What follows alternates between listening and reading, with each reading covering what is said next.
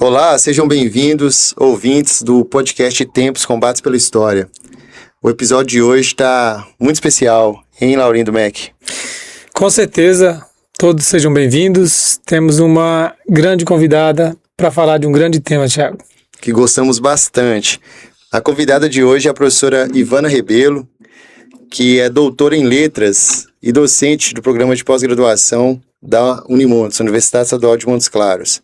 Especialista na literatura de João Guimarães Rosa e analisando o Grande Sertão Veredas, entre outros. É um privilégio para nós entrevistar a professora Ivana. Seja bem-vinda, professora. Obrigada. O privilégio é meu, né, gente? Estar aqui com vocês e falar sobre o Guimarães Rosa.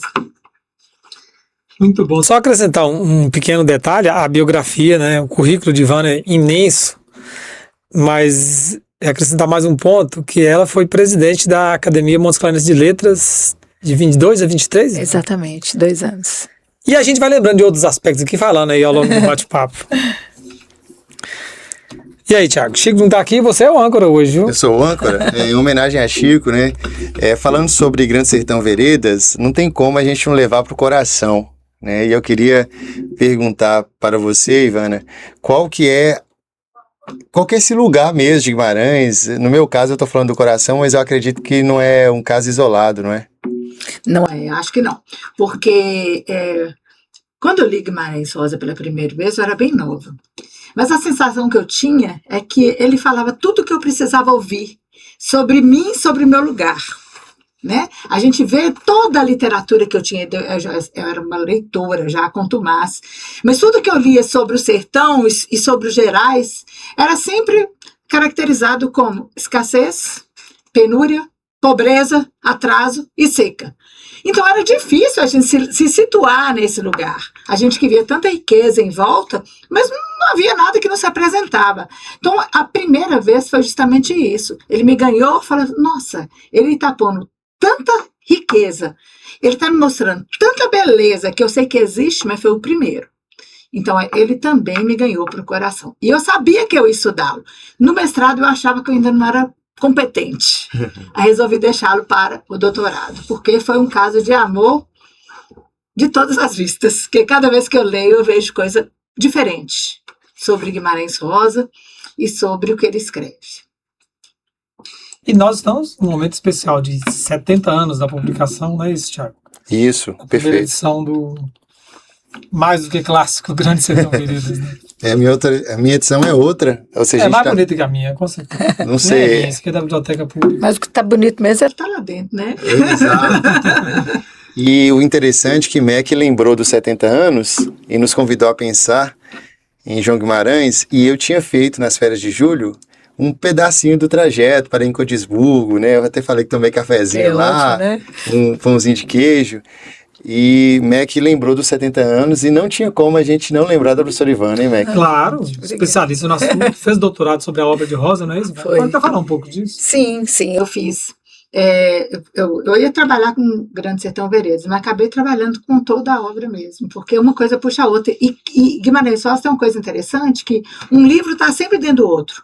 Até Magma, que é o primeiro livro que ele publicou, que é o livro de poemas, que ele renegou. Ele falou assim, eu cometi alguns poemas, mas em Magma, como o próprio nome sugere, né? Tá aquele fundamento, sabe? Aquela pedra fundamental que você vai ver depois, que está em Grande Sertão Veredas, está em Corvo de Baile, está em Tutameia, primeiras histórias. Aí você percebe que realmente aquela pedra fundamental, ele acaba espargindo. A literatura dele toda se comunica. Inclusive tem personagens, né? Que entra num conto, sai, entra no outro, parece criança em um, parece adulto em outro, e assim vai. Então é como se ele mostrasse mesmo uma rede de intercomunicação que faz muito sentido. Faz um sentido geográfico, porque é isso mesmo que a gente vê, né? Nessas famílias fundadoras dessa nossa região, elas todas se intercomunicam, se interpenetram. Mas também é a questão da cultura, como a gente se reconhece, mesmo que a gente não tenha ido em um lugar, mas a gente reconhece numa fala, numa história, e eu acho que é bem essa sensação que a gente tem quando lê Guimarães Rosa. Fiquei mais em Grande Sertão Veredas, no doutorado. Primeiro eu fui seguindo o Caminho das Pedras, né? Caminho das Pedras, literalmente. Tem a Pedra do Araçuaí, que ele acha, o Riobaldo, personagem, narrador de Grande Sertão Veredas, que ele acha e que ele acha e vai andando com essa pedra. Quando ele já está apaixonado por Diadorim, ele quer dar pedra para Diadorim, mas Diadorim ainda, ela não havia assumido uma identidade feminina, como Jagunço, não, dá essa pedra para Otacília.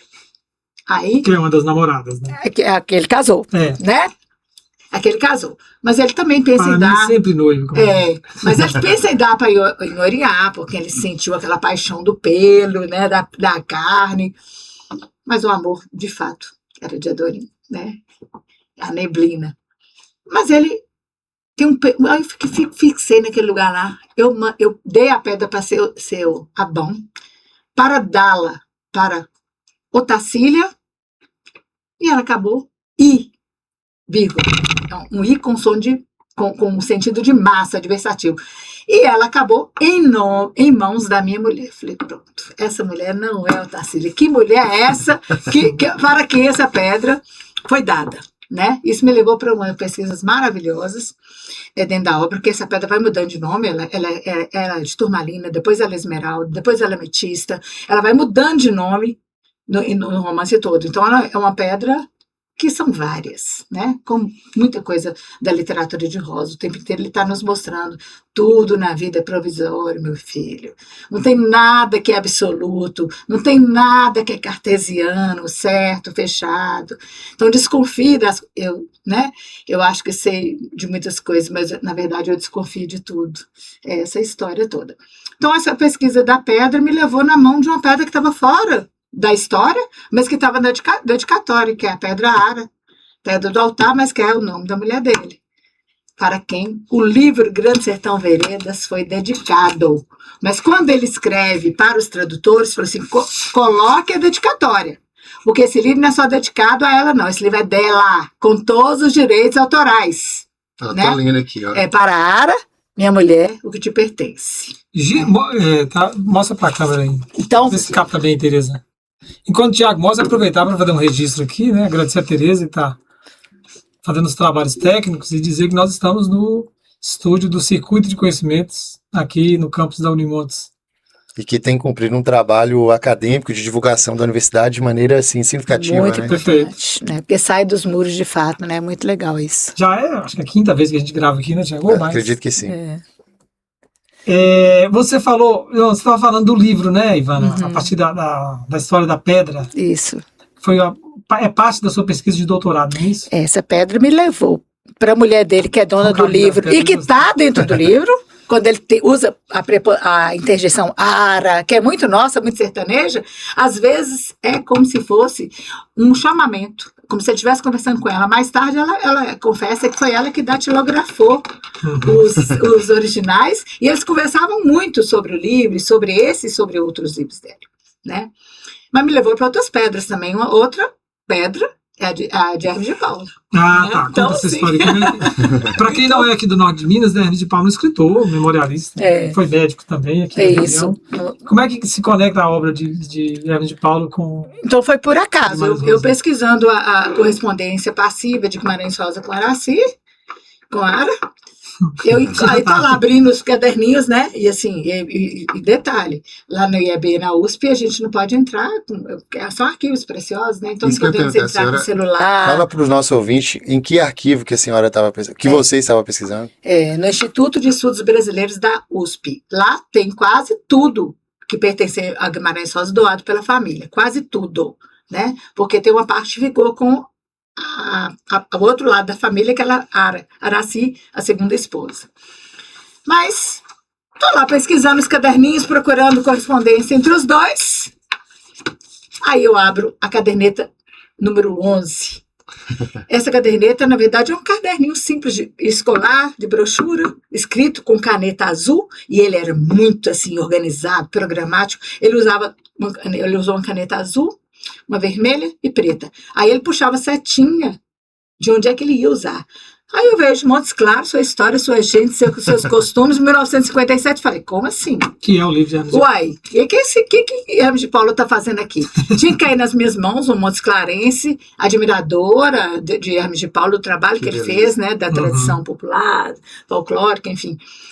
Aí eu falei, não, vou ler isso aqui. 11 páginas desse caderninho escrito, cópias mesmo. Ele copiou alguns trechos, nomes de flores, nomes de capim, algumas rezas, alguns costumes, nomes, por exemplo. Está escrito assim, nomes de família, Lafetá, Lopes. Aí, Lopes, uma setinha, esses Lopes. Ele puxava onde é que ele ia usar, entendeu?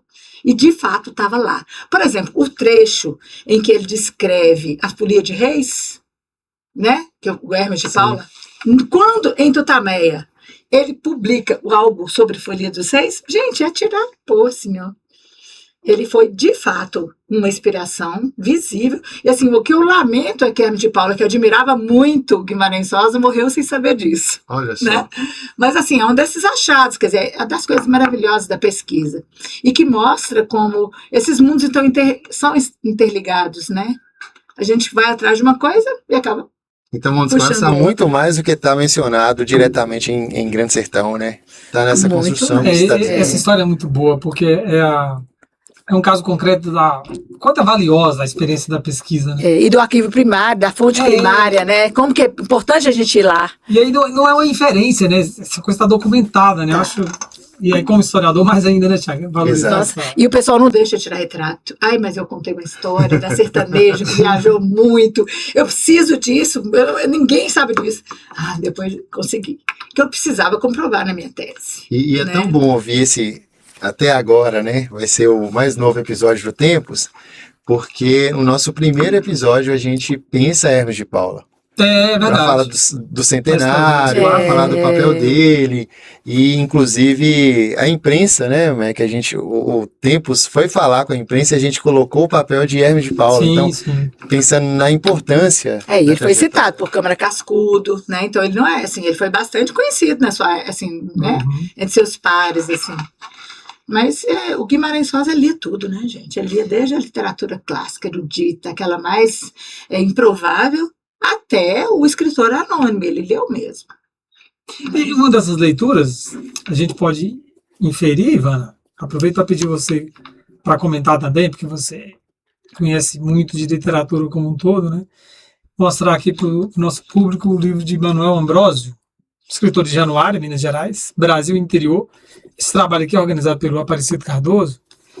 E há conexões, né? Embora não possamos afirmar como você afirma no Caderno de Paula, mas comenta um pouquinho sobre essas Certamente. essas convergências, né? Quem do leu Ambrósio. os dois percebe que, provavelmente, né, o Guimarães Rosa leu Manuel Ambrósio.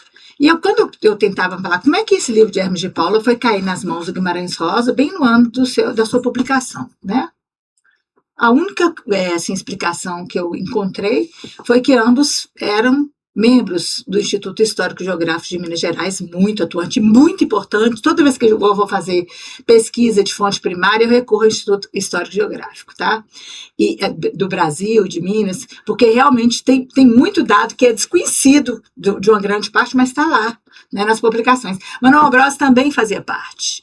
Provavelmente, então, esse livro chegou nas mãos de Guimarães Rosa por causa disso. E quando a gente lê Manuel Ambrósio, Brasil Interior especialmente, por exemplo, tem um conto aí que se chama A Onça Borges, né? Uhum. Um dos contos mais bonitos de Guimarães Rosa é quando ele fala dessa transmutação de um caçador em onça. Esteticamente é perfeito, porque ele vai se aproximando tanto. O homem, que antes era o algoz, o perseguidor, o matador da onça, ele se transforma em onça até o ponto que a linguagem dele se transforma na linguagem de onça, né? E a Onça Borges fala dessa caçada. Manuel Borges fala de pacto, que aliás são histórias Aqui muito... também tem história de pacto. Tem. Perfeito. É recorrente em Minas, né? É a cultura sertaneja. Tão central em Grande Sertão que o subtítulo, quando a primeira edição de Grande Sertão Veredas, o subtítulo dele era O Diabo na Rua, no Meio de Redemoinho. Depois Primeira versão, né? depois ele retira. Porque ia ficar um título muito grande, Grande Sertão Veredas já dá pano pra manga, esse título é fabuloso, né? Fabuloso esse título, sabe? Mas assim, você vê, é uma questão crucial mesmo, porque a gente percebe que esse pacto tem muitas leituras dentro do livro, né? Agora, ouvindo você falar do seu encontro com a obra de Guimarães Rosa, acho que cada um tem uma história para contar, né? Sim. No meu caso, eu cheguei a Grande Sertão Veredas a partir de um diálogo com César Henrique, meu colega. Hoje Sim, sim. Nós éramos acadêmicos do curso de História, e ele falou uma coisa que marcou muito, e passou a ser um critério meu para avaliar a minha própria apreciação dos livros. Ele estava falando, tinha terminado de ler Grande Sertão, e falou assim, que a história é tão boa, que eu fiquei chateado quando acabou, que eu queria que continuasse. Né? Aí falei, tem que ler também, que negócio é esse? Daí fui ler Grande Sertão Veredas, e terminei com a mesma sensação dele. Sim. E eu dizia, passou a ser um critério para mim, quando eu termino um livro, fica aquela impressão assim, bem que podia ter continuado. O livro é bom mesmo, né? Pelo menos a meu juízo, maravilhoso. né? Agora, quando eu comecei a ler Guimarães, eu era adolescente, eu tive muita dificuldade, assim, para ler. Porque eu achava muito pesado. Inclusive, no início nem gostei. O início é difícil mesmo. E aí, depois que eu consegui vencer, porque eu Sim. encontrei um colega também e falou assim, Tiago, você tem que vencer o início e você vai entender. E aí eu queria te perguntar, professora Ivana, justamente nesse sentido, né, Guimarães Rosa tem uma complexidade, nesse sentido... Mas tem uma facilidade. Isso que eu ia falar, nesse sentido talvez atrapalharia, entre aspas, e sempre está na lista dos mais vendidos. Como pensar nisso? Primeiro que quando a gente começa a falar assim, é necessário que eu conheça meu país, é necessário que eu pense meu país de uma forma diferente, mais íntima, porque diferentemente do fato histórico que é documentado, existe uma história cotidiana que todos nós vivemos, que nem sempre é documentada, a não ser que eu escreva no meu diário e publique, né? Mas assim, essa história do homem comum, do homem anônimo, é esse o papel do escritor, principalmente escritores como João Guimarães Rosa. Eu sempre dou dois conselhos para quem fala, mas eu não consigo. Meu filho, inclusive, né, que é um grande leitor, fala, mãe, você é doida, como é que você vai estudar um livro desse? Né? Mas assim, eu dou dois conselhos que costumam dar algum resultado. Primeiro, Guimarães Rosa para ser lido em voz alta. Faça esse teste para você ver a diferença. Porque é um autor absurdamente musical. A poética de língua dele, ele usa vários recursos, né? Metáforas, etc. Mas a poética de língua dele, ela vem primeiramente pelo ouvido. É uma literatura toda cantada, melódica. Tanto é que tem um grupo aí que já transforma o trecho mesmo, sem mudar. Só coloca em forma de verso, transforma em música, transforma em poema, né? Porque ele trabalha muito com ritmo e musicalidade. E o segundo não se aproxime de Guimarães Rosa pelo lado intelectivo. A intelectualidade vem depois, que a gente vai entender o lado filosófico, o lado metafísico, etc. Né? Ele vai te capturar primeiro pelos sentidos. É necessário que você sinta. Então, você sente. Quando ele, por exemplo, tem uma passagem lá em Grande Sertão Veredas que eu considero uma das... Eu tenho 3 passagens bem preferidas. Nós vamos querer ouvir as outras. Mas uma das que eu acho mais assim, interessantes, que é bem epidérmica mesmo, é quando ele está observando, ele já sente uma atração absurda por Diadorim, pelo jagunço, Reinaldo. E Diadorim está lá todo displicentemente, deitado num pelego, descansando na beira de um rio. Aí ele levanta, né? E ele já está com aquela atração absurda, tão forte, é um momento de puro erotismo, e uma sugestão erótica muito bonita. Aí Diadorim levanta, como ele não pode pegar Diadorim, dá um abraço nele como ele queria, ele deita em cima da pele para sentir o odor e a percepção de estar com Diadorim, só deitando no lugar onde ele estivera deitado poucos minutos antes. Você vê que ele nos pega pelo sentido, pelo epiderme. Assim como ele fala, né? A outra é do encontro, do primeiro encontro dos dois no Rio. Essa é extraordinária. E ele fala, aí ele descreve os olhos de Diadorim várias vezes, né? Verde. Eu até escrevi um artigo sobre isso, que ele vai mudando o tom de verde, do verde claro até o verde escuro, carregado. Depois eu explico isso. Mas o que eu queria dizer dessa expressão. Esmerados esmartes, olhos verdes. Esmerados já sabe, dicionarizado, português. Esmartes vem do inglês, smart, né? Quer dizer, esperto, vivo, olhos verdes, de profundas pestanas. Isso é pura visão. Não tem, e visão e também tato, né? Porque você acaba sentindo uma espécie de carícia no olhar. Então, assim, é ler pelos sentidos. Ler como uma criança está descobrindo o mundo, né? Pelos sentidos, pela percepção. Essa que é a facilidade que você dizia? Lê pelos sentidos. Guimarães Rosa, ele te captura primeiramente pelos sentidos. Porque você sente, por exemplo, o leitor da Rússia, que lê Grande Sertão Veredas, fica apaixonado. Ele não sabe nem o que é sertão. Ele tem outra coisa lá, estepe, né?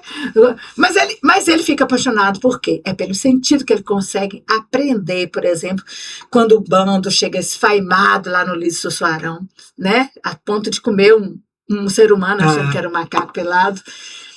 Ele consegue perceber isso, mas por quê? É porque quem nunca sentiu um cheiro? Quem não lembra de uma situação qualquer pelo som de uma música, pelo som de uma voz, né? Então é por isso. Primeiro ele nos apreende pelos sentidos. E depois é que a gente vai tentar agora traduzir, entender, interpretar, analisar, seja lá o que for. Nesse episódio da travessia trágica, né, do Sussuarão, tem uma outra imagem que me pegou muito, é que alguns dos jagunços comem terra, né, tamanho o desespero e a fome.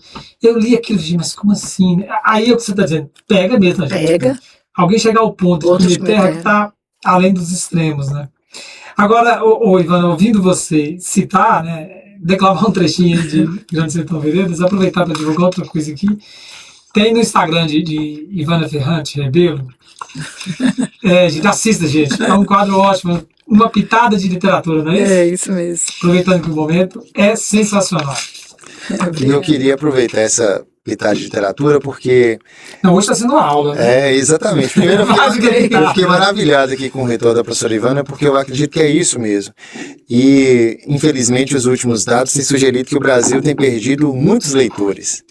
E aí eu ouvi a professora Ivana falando que justamente levar para essa relação dos sentidos faz toda a diferença, né? E eu voltei a ler Guimarães justamente por isso, por causa desse ato de ir, de rememorar. Eu até estou lendo essa biografia do Leonício Nossa, pela editora Nova Fronteira, e ele fala algo muito interessante que eu lembrei ao ouvir a professora Ivana, que uma mesinha quando o Guimarães era criança, e depois a mesa quando ele trabalhou no corpo diplomático, né? Que as duas mesas tinham desenhos geométricos, e imaginando o mundo, né? Então é isso que a professora Ivana falou, acho que é muito importante para as novas gerações. Então conheça Guimarães pelo sentido, pelas emoções, e Mac até brincou aqui, né? Se é do norte de Minas, tem que ler mesmo, né, Mac? Agora tem uma coisa aqui no norte de Minas muito comum, eu não sei se tem em outros lugares, que é muita gente citando Guimarães Rosa e se arriscando, né? Uma frase muito citada aqui na universidade, em outros espaços, é junto dos bons que nós fica melhor. E a frase não é de Guimarães Rosa, Ivana, né? Não é. Especialista do assunto pode confirmar aí. Não é. Fica legal ficar, né, citando, mas não vamos colocar na boca dele ou na pena dele o que ele não fez. Né? É muito importante isso, né? Porque a questão de autoria... eu acho que essa citação ela é popular, né? Ela foi atribuída a ele, talvez porque ele eleva aquilo que era considerado pequeno ou desimportante ao mesmo status daquele conhecido e famoso. Então, eu acho maravilhoso o trabalho que ele faz com a linguagem, de colocar essa língua gostosa do povo, e eu estou repetindo ele, que ele fala isso, essa língua gostosa do povo, no mesmo estatuto do português mais castiço. Então, assim, ele não faz diferença, ele iguala, porque ambas trazem uma sabedoria, uma riqueza, uma historicidade que devem e merecem ser preservadas, né? Inclusive você e Mac, antes da gente gravar aqui, vocês estavam falando de uma palavra que Guimarães e Camões e segundo Mac, que na terra dele também é falada. Nonada. Ah, nonada, nonada, né, que abre o Grande Sertão Veredas, lá na minha terra fala-se nionada, que é uma variação. É uma variação, né? Nonada, nionada, não é nada não, nada não, não é nada não, não é nada não, não, nada é rapidão, acaba ficando, porque de fato, quando ele fala assim, ele eu acho lindo, né, isso, começar com travessão, ou seja, isso que é mais que um livro, isso aqui é uma conversa, isso é um diálogo, né, então é um sinal característico, peraí, vamos parar, e não é um parágrafo, é um travessão. Agora, desculpa te interromper, tem uma coisa intrigante, você fala de um diálogo, é um diálogo, mas assim, o interlocutor nunca fala, né, ele só ouve, né? Mas ele escreve. Né? É o próprio, segundo alguns, é o próprio alter ego do Guimarães Rosa, porque é um senhor de óculos com a cadernetinha escrevendo. Esse é o papel de Guimarães Rosa que ele fez nas expedições que ele fez, principalmente aquela famosa da Sirga, da boiada, levando. Ele, uma cadernetinha, o senhor de óculos calado, anotando tudo. Então aquele senhor, dizem que é uma espécie de alter ego do Guimarães Rosa. Que eu boto também. Então, é um diálogo. Um diálogo dele com ele mesmo e um diálogo com todos os leitores, né? Então, é um diálogo, sim. Perfeito. O que eu acho impressionante é que ele consiga... É um gênio, né? Produzir... Eu me lembrei de uma coisa os grandes escritores fazem isso, né? Eu lendo Dostoiévski, Crime e Castigo, ele escreve mais de 40 páginas sem citar o nome do personagem. E é o cara. Exatamente. Como é que consegue? E vai prendendo a gente, né? E segurando também a identidade de Adorim também, né? E aí você fica falando, nossa senhora, que coragem foi essa, né? De colocar no pano de jagunço, com aquele machismo arraigado, aquela brutalidade. No Brasil dessa época, né? Jagunço. Né? Porque aqui em Norte de Minas fala jagunço, né? Porque tem uma diferença no Nordeste. Ah, é? Ué. Lá eles falam cangaceiros. Não é? Também, né? Não, jagunço é quem trabalha pro patrão. Sim. Aqui não, a gente chamava de jagunço. Antônio Dó, por exemplo, que quase invadiu o Manslado. Jagunço, a gente falava tudo, era jagunço. Então ele coloca nesse jagunço essa atração por outro homem. E a gente ficava, como é que será que vai resolver esse sentimento de amor tão proibido, né? E no final revela a identidade de Adorim. É bem no final, né? Mas tem a minissérie da Globo, que eu já vi sobre isso também, aproveitando toda a sua expertise. Eu achei sensacional, mas assim, sempre dessa polêmica, né? Que comentário você faria sobre a Bruna? E você não, a minissérie como um todo. Mas é antiga, né, velho? Porque tem uma releitura mais recente, aquela antiga, com o Bruno. Com o Bruno, o pessoal até teve aqui. Eu gosto. Eu acho, primeiro, que eu penso o seguinte. Que imagina o desafio que é produzir. O desafio, né? Mas tem um filme antigo do Nelson Pereira dos Santos, Grande Sertão Veredas, né? Que reduziu uma espécie de cangaço só. Praticamente a briga entre senhores ficou mesmo nessa luta, nessa disputa de terras, né? Mas tem algumas coisas interessantes. Mas, assim, o que eu entendo, eu trabalho muito com isso, inclusive dou aula sobre isso. São duas linguagens diferentes, cada um com seus instrumentos. São duas linguagens diferentes. Um filme é um filme, um livro é um livro. Por mais que, às vezes, o cineasta tente colar, né? E alguns saem muito. Inclusive, esse último, Grande Sertão Veredas, saiu muito. E eu fui uma das poucas que assisti e gostei. E foi uma discussão com os meus pares. Eu gostei. Porque... Essa polêmica sempre vem. Estamos vivendo isso agora, vou dizer. Exatamente. Né? Mas assim, a gente tem que respeitar, são linguagens diferentes. Alguns são desastres, outros são ótimos, né? A minissérie da Globo eu achei muito bem feita. A Globo, aliás, faz coisas bem feitas em relação a obras literárias. Né? Hoje tá vendo uma... Desculpa, já. Não, pode falar, né? Tá vendo uma fala hoje de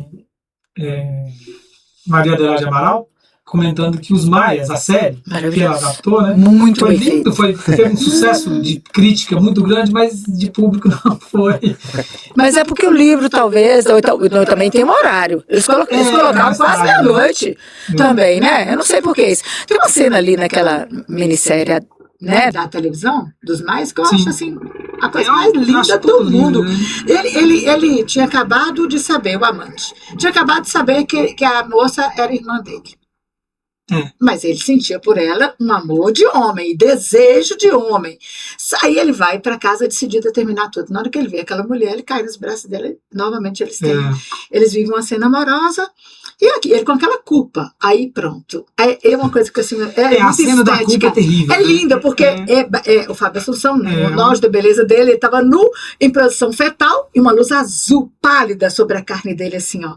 Aí você sentiu um homem encolhido. Gente, aquela imagem, ela fala maravilhosamente bem. Assim como a imagem descritiva do Ânsia de Queiroz, né? Então, assim, a gente tem que ver que cada um usa os seus recursos. Guimarães Rosa, para mim, é o artífice da palavra. Como usa bem. E eu quero te perguntar, já que a gente está falando desse desafio, também da tradução.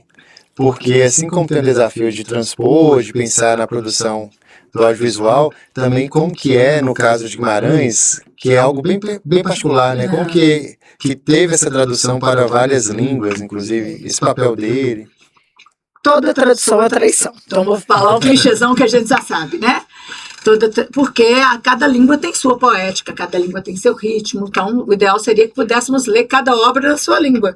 Infelizmente é impossível, né? Mas nós tivemos sorte, porque Guimarães Rosa acompanhou a maior parte das traduções, acompanhou, leu, ele era chato, minucioso com isso. Ele era chato. Quando ele escrevia, ele falava assim, essa palavra é para ficar em itálico. Ah, se a editora tirasse, ele sabia, muda tudo. Então, essas coisas, né? Então, ele teve um diálogo maravilhoso com o tradutor alemão, que é publicado hoje, que é o Wille Fluse. Teve com o Eduardo Bezarri, o tradutor italiano, e teve com a primeira, que agora está saindo, ou saiu no ano passado, me parece, com a tradutora inglesa. Essa ele não ficou muito satisfeito. E com o tradutor francês. Então, quando o escritor, e como ele era poliglota, né? Quando o escritor acompanha, fica um pouco melhor, né? Fica um pouco mais, digamos, mais próximo ao pretendido. Mas, por exemplo, na tradução alemã, o título inicial saiu Grande Sertal. Tal mesmo, taoísmo, Sertal. Aí, ele falou, não, deixa assim mesmo. Ainda se cabe na boca. Ela viu exceção. Falando, você chamou a atenção do que ele era minucioso. Muito. Pode falar um pouquinho da biografia dele, né, Thiago? Sim. Formação de médico. Você está Então, quando a gente estava até dentro pensando... Leonardo, nossa. Quando a gente estava até pensando Leonício. Leonício, nossa. A gente estava até pensando para o episódio, né? Eu falei isso com o Meg, assim, o quanto que ele era amplo, né? Formação de medicina, foi contemporâneo de Juscelino Kubitschek. Juscelino era veterano dele. Também participou do corpo diplomático, escreveu parte das obras no bombardeio em Hamburgo. Isso. Então, assim, como que isso que você falou muito bem, né? Ele é um homem local, do regional e ao mesmo tempo do mundo, né? Poliglota. Mas não é médico, tá? Ele confessou. Tinha medo de sangue, né? Chorava quando ele participou do parto da primeira filha, a Vilma, né? Chorou o parto inteiro. Então, assim, ele usava muito isso para anotar as histórias que ele ouvia, né? Os médicos são espécies de confidentes também. Muito do material que ele escreveu foi usado nisso, né? Mas ele lia também, ele lia atlas, ele lia dicionários, apaixonado com geografia, adorava, né? Então, assim... Eu vi, ele ama geografia. Então, assim, a gente percebe que era um homem curioso pelo mundo, pela vida, circundante. E por isso que os seus livros são tão densos assim, né? Ivana, falando especificamente de Grande Sertão, qual é o lugar de Grande Sertão na literatura, na cultura brasileira como um todo? E o que faz dele um clássico? Um livro ele se torna clássico quando ele resiste ao tempo. O primeiro fator é temporalidade. 70 anos. É atualíssimo. Absurdamente atual. Pra você ter ideia, se a gente for olhar, analisar a técnica narrativa, você vai perceber que ele já trabalha com literatura em rede, antes do computador. Por quê? Você vai ver que tem milhões de histórias dentro de Grande Sertão Veredas, muitas histórias. Né? A história do cego, a história tem várias histórias aí dentro da história. Então é literatura em rede. Então, observe que essa ideia de que a gente está no computador pesquisando, vai abrindo a janela, abrindo... Isso que eu ia falar, e nem sempre a janela continua, não, né? Nem sempre. Grande Sertão Veredas é esse livro em rede. Mas mais que isso, né? Assim, além da temporalidade, a questão da universalidade. Então, é uma questão que é extremamente regionalista. Eu não vou tirar isso dele. Porque tem uns que tem um preconceito. Literatura regionalista, é pitoresca, menor. Depende. Qual regionalista a gente está falando? Extremamente regionalista, porque a gente se reconhece. A gente que é do sertão, a gente se reconhece aqui. É uma avó, é uma comida que a gente come, é um certo jeito de ser, né? Que às vezes é muito verborrágico, mas às vezes é muito caladão, ensimesmado. Tá aí tudo isso. Mas é absurdamente universal, porque ele trabalha com questões que dizem respeito ao ser humano de qualquer lugar. A questão do amor, a questão da eternidade, a questão da crença religiosa, a questão do sentimento de pertença, da violência, sabe? Da questão de gênero, atualíssima também, enfim. Há há inúmeros temas que são absolutamente universais, que dão a esse livro uma potência que ultrapassa épocas e lugares. Então, é um livro que vai ser lido em todo momento. Ele ia ganhar o prêmio Nobel, ele ia ser indicado, só não ganhou porque ele morreu antes. Ele já estava na lista, ele ia, porque estava dentro dessa vertente, a América Latina estava em alta, né? No boom latino-americano. Exatamente. E assim, incontestavelmente, o leitor do mundo todo reconhece isso. Quando eu fui falar dele na França, eu perguntei, vocês querem um tradutor? Não, a gente aprendeu português para ler mais. Professor Ivana, Então, eu gostaria de fazer essa pergunta para você, assim, te ouvindo aqui. No seu contato, Brasil afora, Minas afora, né? Você, inclusive, ganhou a medalha Guimarães Rosa pela contribuição de promoção da obra, da reflexão, da crítica. Nesse contato também, Brasil afora e mundo afora, né? França, você também vai representar, pensar a obra também na Espanha. Qual que é a percepção, o contato, assim, nesse sentido que eu estou falando, além do acadêmico? Que as pessoas, que contato você tem, assim, da percepção dos leitores estrangeiros, digamos assim? Eles são fascinados com Guimarães Rosa. Ele está na lista dos maiores do mundo, por incrível que pareça. Eu acho que eles até leem mais Guimarães Rosa que o próprio brasileiro.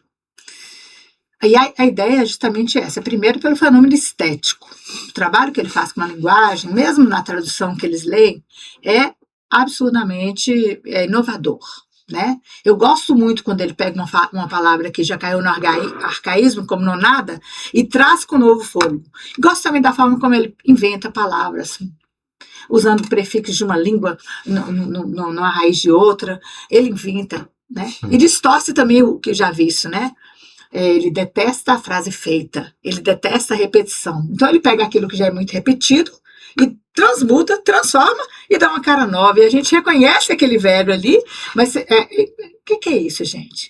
Isso é ensinando a gente a ver diferente. Ó, presta atenção. Isso também, se a gente fizer isso, a gente enxerga de outro lado, né? Então, essa primeiro pelo trabalho estético, então, como artista da palavra, mas principalmente pela densidade filosófica, né?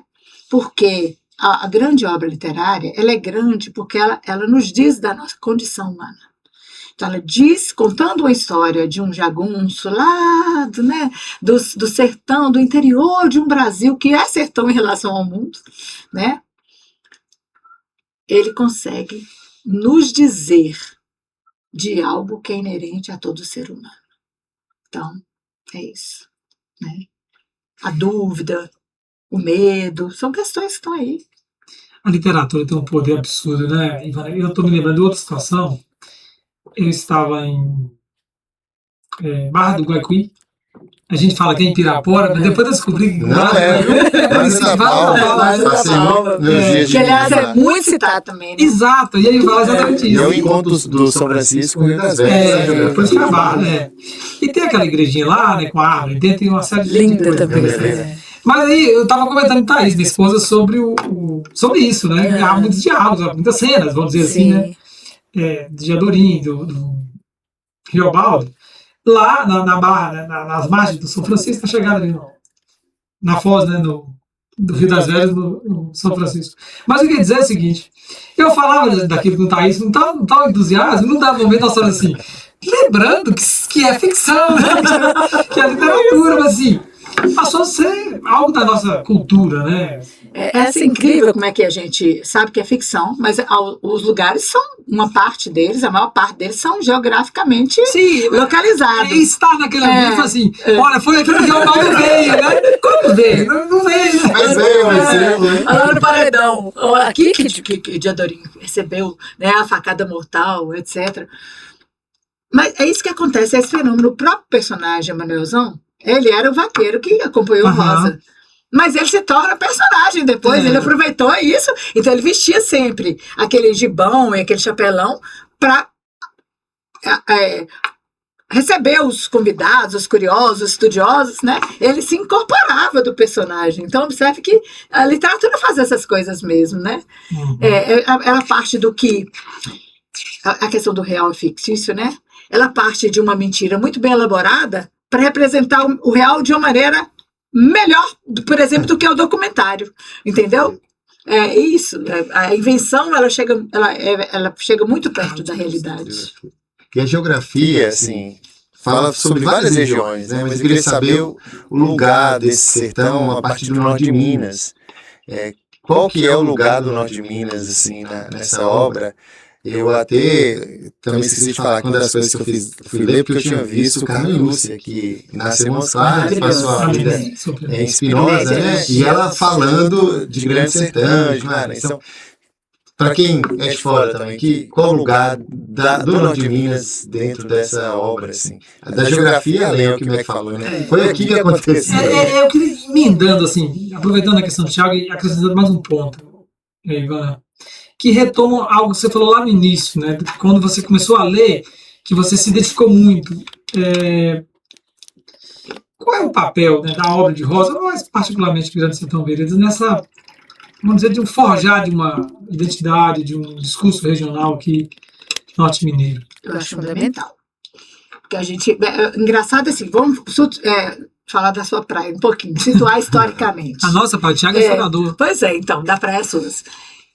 É muito interessante porque pega justamente o momento que JK abre o Brasil, abre as estradas ligando a capital com o interior. Né? E é um movimento de retomada, ou seja, nós vamos buscar o interior, né, para ligar, para acabar um pouco com esse distanciamento. E o JK vinha com a ideia da modernização do Brasil, né? Fábrica, não sei o quê. E Guimarães Rosa, quando ele lança Grande Sertão Veredas, aparentemente ele vem num movimento contraditório, porque ele vem falando de um Brasil de guerras de terra, de jagunço, com vocabulário um pouco arcaico, né, de beira de rio, né? Aparentemente. Na verdade, a gente percebia que havia um sentido muito valoroso pela historicidade, pela cultura, né, encravada, incrustada, projetar esse sertão para o mundo. E foi de fato o que aconteceu. A partir de Guimarães Rosa, a palavra sertão se populariza. Como eu falei, antes dele houve vários que escreveram sobre o sertão. Você vê que em Cláudio Manuel da Costa, a gente já vê a palavra sertão. E o Euclides da Cunha também veio. Euclides da Cunha veio antes, veio Afonso Arinos, né? O sertão de Euclides da Cunha é maravilhoso, mas é documental. É documental. Aí quando ele coloca esse sertão humanístico, filosófico, culto em sua própria popularidade, né? Ele alça o sertão para uma outra natureza, uma outra espécie. Ele deixa seu lugar como eu sempre disse, né? E há uma mudança radical. Ele deixa esse lugar da penúria, do atraso, da pobreza, do distanciamento, porque um dos sentidos do sertão é esse, né? Os dos primeiros. O lugar apartado do litoral, o lugar onde a mão do colonizador, desertão, etc. Não, aí ele alça o sertão para uma outra realidade. Uma realidade rica, pujante, forte. O norte de Minas é, basicamente, uma grande parte. Já me questionaram isso, mas você fala como se o sertão fosse só mineiro. Falei, olha, nós temos os Gerais no nome. Nós somos Minas. Mas nós também temos uma grande parte do território que são Gerais, né? Nós temos os Gerais no nome. Está toda ali. A nossa cultura da carne, do boi, né? Da seca, mas também da força, até do papel da mulher prostituta nesse sertão. Aparece muito, né? Foi até uma pegadinha que eu fiz no vestibular uma vez, que eu falei, qual a imagem de Montes Claros? Quando ainda a gente trabalhava com questão aberta, que eu acho muito legal, mas eu falava assim, qual a imagem de Montes Claros na obra tal de Guimarães Rosa? Aí, então, uma cidade progressista, não, era a cidade das prostitutas dadivosas. Inclusive o cinema também pensou nisso. Mas porque ele falava justamente disso, era a história de Doralda, né, e Soropita. Inclusive daí a palavra Soropita, né, eu participando de uma banca lá na USP, eu falei, olha, eu toda vez que eu analiso esse personagem, eu lembro de um verbo que a gente usa muito lá, supitar. Supitar. Supitar, muito a gente fala, né? Na linguagem corrente. Fulano estava, mas supitou e de repente é como se a pessoa saísse do seu limite, que vem do melaço da cana borbulhando, fervendo, né, no tacho. E que né? é muito equipamento. Muita questão de E vem de uma característica, a pessoa perdeu a cabeça, perdeu as estribeiras. E o Soropita é um homem de cabeça quente que acaba, né, matando uma pessoa por causa de ciúme.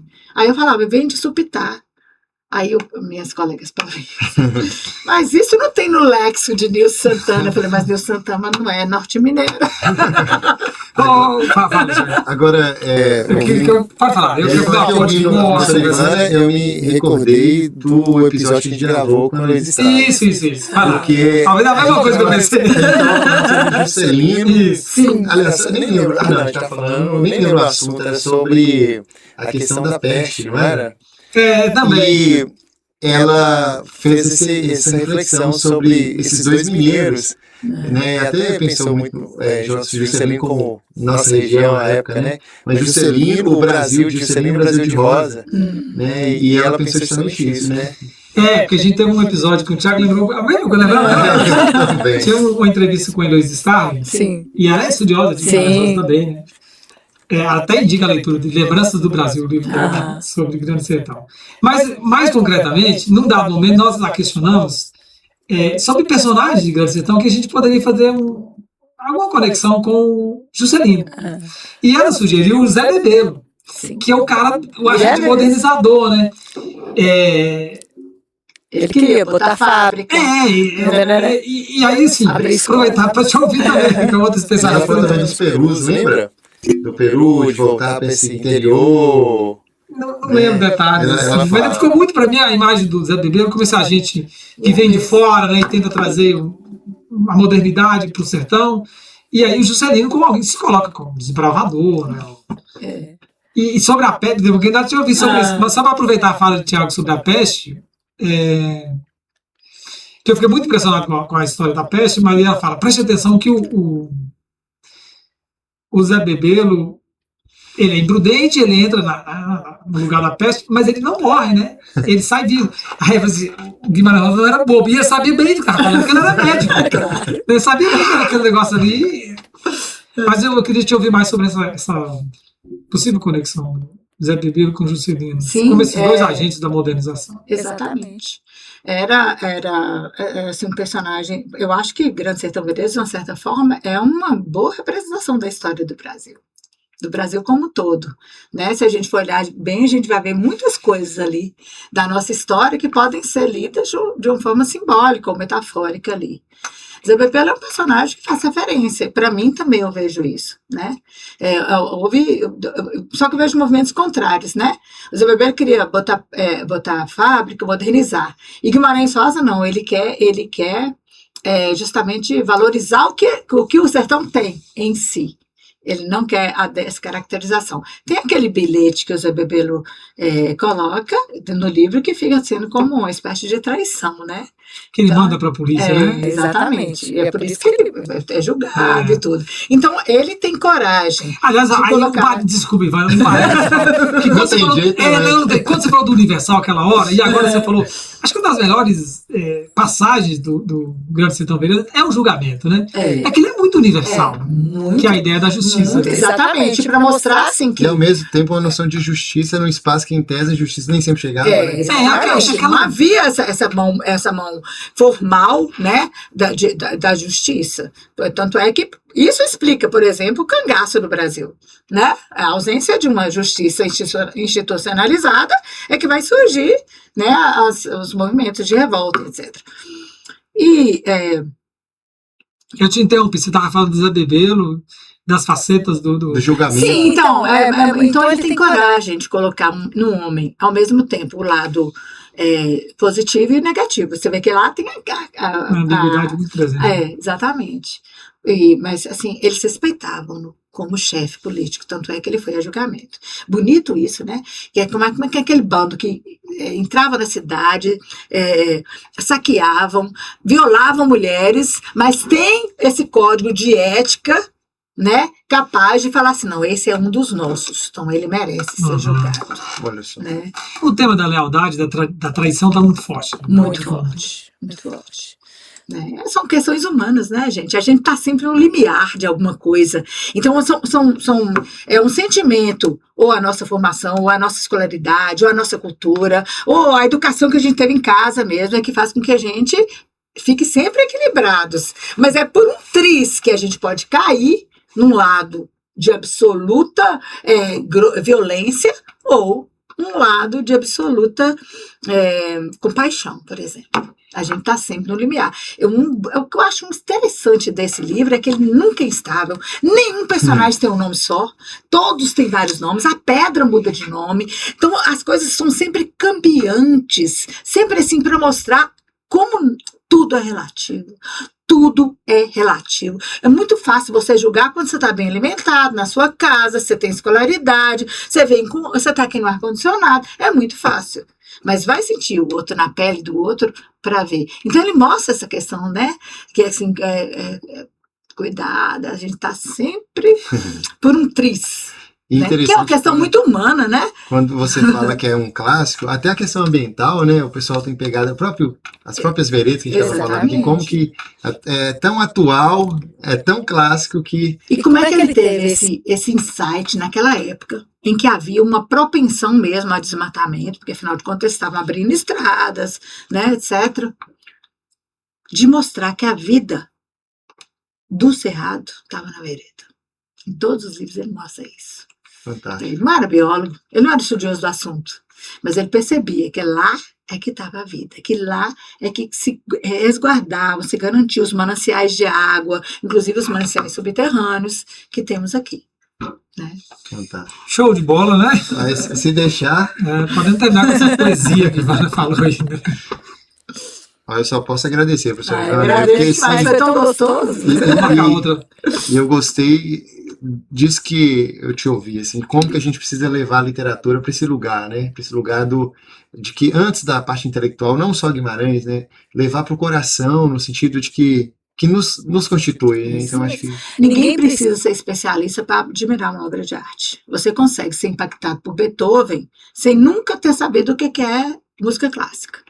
E assim vai com todas as artes. Literatura é uma modalidade de arte. Infelizmente, foi a única que sobrou na escola tradicional. Mesmo assim, eles escolarizam, né? E transformam ela numa coisa chata, né? Coloca ele dentro do período literário, tira a coisa bonita da literatura. Mas aí, o professor faz muita diferença, Ivana. Acho que a gente pode caminhar para o final, Tiago. Eu vou terminar contando de uma pessoa com quem eu... Uma gestora, minha amiga, Renata Prates, fisioterapeuta, e ela fala algo assim, de você, fascinante. E aí, falando de literatura e de professor, ela é apaixonada por literatura, e ela fala, foi Ivana que fez isso. Porque eu viajava nas aulas de literatura, Ivana, quando você trabalhava nesse médio. Então, o professor faz muita diferença. Nessa e em outras áreas. E a família também faz, com certeza. De investir, de incentivar. Não, eu falei professor nesse caso, porque Ivan está falando que a escola torna a literatura chata. Mas eu estou falando, aproveitar o que você falou para quem está nos ouvindo, né? Estimular os filhos a ler com os filhos. Essa coisa que a Ivana falou assim, eu vou chegar lá em casa, eu vou ler meu livro em voz alta. Outra coisa, impressionante. Eu tinha um grupo que a gente lia em voz alta. E muita gente está fazendo hoje. Esse ano, então, fui para cor de grupo lendo Guimarães Rosa em voz alta, inclusive em vários lugares do país, né? Pela internet mesmo, eu acompanho a leitura e vou comentando. É outra coisa. É uma literatura mesmo para ler. É igual música. Não tem aquela que é só o cara sentado no banquinho, no violão, e não tem aquele que chega no palco, né? Então, assim, a literatura também tem vários tons, né? Fantástico. Eu fiquei maravilhado. Vou ter que ouvir 1000 vezes esse episódio quando sair. Eu também gostei. Muito obrigado, professor Ivana. Eu agradeço. Muito Parabéns para vocês também, viu? Por levar cultura através de um jeito assim mais que atinge um público maior, de uma maneira gostosa, descontraída. Eu acho que é isso. O papel do professor é esse. Não é tornar o conhecimento intelectualizado, inacessível e de prateleira. É trazer o conhecimento para a gente conversar e chegar às pessoas à reflexão. É isso. Parabéns. Obrigado. Grande abraço. Até uma próxima, né? Obrigada pela oportunidade, viu, gente? Gostei muito.